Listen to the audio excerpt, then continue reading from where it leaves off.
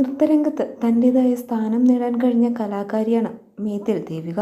വർഷങ്ങളായി നൃത്തരംഗത്ത് തുടരുന്ന മേതിൽ ദേവികയ്ക്ക് ബഹുമാന്യ സ്ഥാനം തൻ്റെ കരിയറിലുണ്ട്. മേതിൽ ദേവികയുടെ അഭിമുഖങ്ങൾ എപ്പോഴും ജനശ്രദ്ധ നേടാറുണ്ട്. നൃത്തത്തിന് തൻ്റെ ജീവിതത്തിലുള്ള പ്രാധാന്യത്തെക്കുറിച്ച് മേതിൽ ദേവിക സംസാരിക്കാറുണ്ട്. ഇപ്പോഴിതാ നൃത്തത്തെക്കുറിച്ച് സംസാരിക്കുകയാണ് മേതിൽ ദേവിക. നൃത്തത്തിനും നർത്തകിക്കും വേണ്ടത്ര അംഗീകാരം ലഭിക്കാത്തതിനെക്കുറിച്ചാണ് പരാമർശിക്കുകയായിരുന്നു ഇവർ. സിനിമ, പൊളിറ്റിക്സ്, സ്പോർട്സ് എന്നിവയ്ക്കാണ് പ്രാധാന്യം. നമ്മുടെ വർക്ക് കാണാൻ ഒരുപാട് പേർ കാണില്ല, അതുകൊണ്ട് അവർ പ്രമോട്ട് ചെയ്യുന്നില്ല.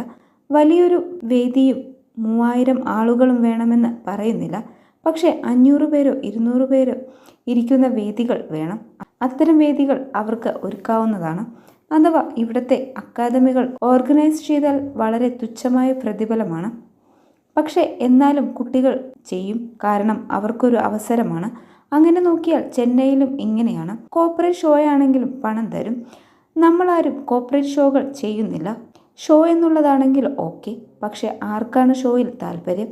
നമ്മൾ കൺസൾട്ട് ചെയ്യുന്ന വ്യക്തികളാണ്, അല്ലെങ്കിൽ നമ്മൾ പ്രശസ്തരാവണം. സിനിമാ രംഗത്ത് നിന്നുള്ളവരാണെങ്കിൽ പ്രശസ്തിയുണ്ട്. അവർ മോശം ഡാൻസേഴ്സ് ആണെന്നല്ല ഞാൻ പറയുന്നത്, പക്ഷേ ആ വ്യത്യാസം ഭയങ്കരമായിട്ടുണ്ടെന്നും മേതിൽ ദേവിക ചൂണ്ടിക്കാട്ടി.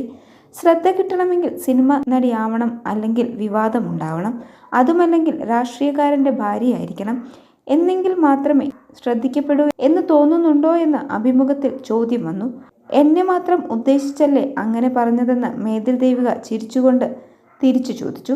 ഇക്കാര്യം സമ്മതിച്ച മേതിൽ ദേവിക ഇതേക്കുറിച്ച് വിശദീകരിക്കുകയും ചെയ്തു. എൻ്റെ ആർട്ട് ഫെർട്ടേണിറ്റിയിൽ എന്നെ കുറേ കാലമായി അറിയാം. പൊതുജനം ശ്രദ്ധിച്ചത് ബഡായി ബംഗ്ലാവിന് ശേഷമാണ്.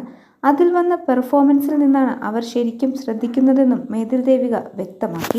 മേതിൽ ദേവികയുടെ മുൻ ഭർത്താവും നടൻ MLA-യുമായ മുകേഷ് ഭാഗമായ ടെലിവിഷൻ ഷോയായിരുന്നു ബഡായി ബംഗ്ലാവ്.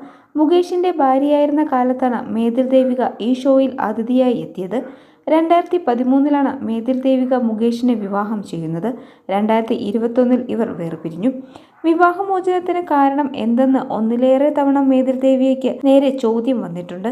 എന്നാൽ താരം ഇതിന് മറുപടി നൽകിയിട്ടില്ല.